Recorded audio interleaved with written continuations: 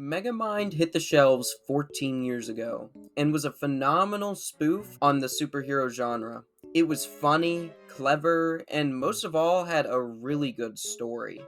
Megamind has been one of my favorite movies since its release, and over the years, I'd always wondered if they were ever going to make a second movie.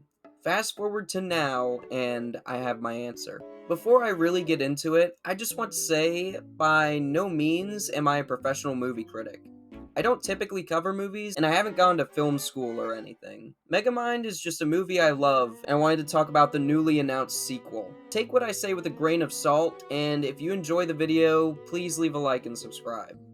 February 2nd, 2024. It was announced that Megamind 2, The Doom Syndicate, would be coming to Peacock, a streaming service that I'm not sure anyone even uses. I was initially shocked to see them actually making a new movie, but first things first, I want to touch on the movie's title. Megamind versus the Doom Syndicate sounds so serious that it's downright silly. I'm really not sure what they were going for here. It crossed my mind that maybe they were going for overly serious to poke fun at overly serious movies, but this doesn't strike me that way. Moving on to the trailer itself, the animation doesn't look like it's improved since the original movie. That's not to say the original movie's animation was bad. It was pretty darn good for the time, but after 14 years, I'd expect it to be improved in some significant way. Something I don't have too much to say about that may be somewhat related, that does bother me in particular, all of the characters' voices sound off. It's either a paperweight or a flash grenade, so careful with that. From a quick Google search, it seems like the original cast of voice actors have been replaced, which to me just isn't a good move. It makes the already established characters feel a bit uncanny and unwelcoming to those who watched the original movie. Getting past some of the less interesting bits I found off, let's tackle the story. It seems to take place a relatively short time after the original movie, if not directly after.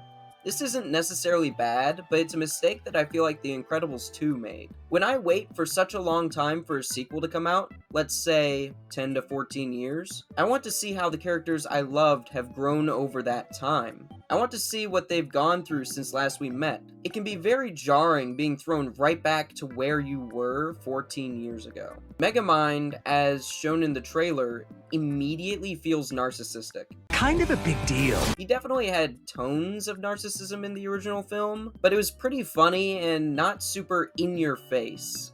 He was also, at the time, a villain, so it's even more off-putting to me that he's now a hero, and that trait is even more exaggerated. It never felt so in your face in the original film, and when this trait was shown, you had this context that he had such a sad and messed up childhood, and that he was just an overall super goofy guy. I feel like that original context is missing here, especially since we're starting off at the point where he's now a hero. It's just weird. They introduce a new character, and I'm not going to say much about them until I see the movie. My train of thought is that while a new side character is unnecessary, they could turn out really good, like, I can't pronounce that, from Puss in Boots 2. That being said, it is hilarious that Megamind gives this literal child a hand grenade. 1 point for Megamind 2. Afterwards, the Doom Syndicate is introduced. This is where I feel like the movie is really going to crumble. The Doom Syndicate seems like it will be serving as the primary antagonists in the movie, maybe aside from Megamind's ego, which I hope they will touch on. Kind of a big deal. The big issue with the Doom Syndicate is what they mean to Megamind. It's explained that Megamind was once a part of the Doom Syndicate, but that really doesn't fit with his character. In the original Megamind, his entire character is based on loneliness. And as a child, he becomes a villain because he's a misfit and nobody likes him. He grows up alone with Minion.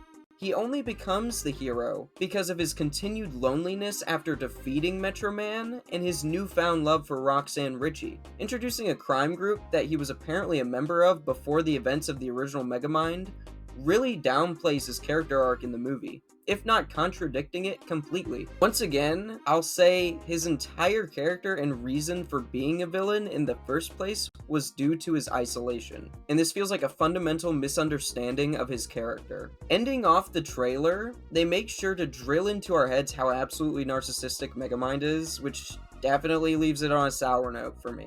Me is one of my favorite things in the whole wide world. kind of a big deal. I know I'm essentially judging a book by its cover, but from what the trailer shows, they completely misunderstood what made the original movie so great. It was funny, had a clever twist on a tried and true formula, and covered deep themes such as loneliness and being the author of your own story. I'm not sure if I'll end up watching Megamind 2, but if I ever get to, I'm still going to give it a fair shot. This is really just a look at the trailer, and I hope it turns out a lot better than I think the trailer makes it out to be. I'd love to hear your thoughts on the trailer, if you have any, and if you plan to watch the movie. As said earlier, I don't typically cover movies, but if this video performs well, I'd love to cover the movie when it releases. I'm a sucker for this 2010 era of media, and I'm always looking for new ways to talk about it. Thank you so much for watching. Please have a great rest of your day, and I'll see you next time.